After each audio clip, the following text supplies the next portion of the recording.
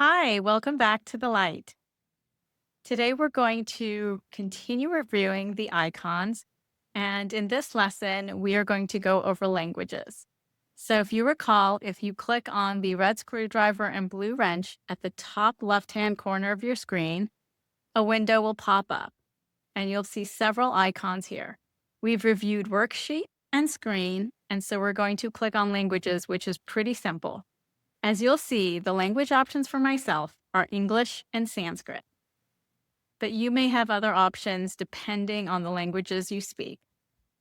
Currently, Parashara's Light 9.0 comes in English, Hindi, Gujarati, Marathi, Odia, Bengali, Assamese, Kannada, Tamil, Telugu, and Punjabi languages. If any of those are your languages of preference, you will see that in place of where it says English and Sanskrit.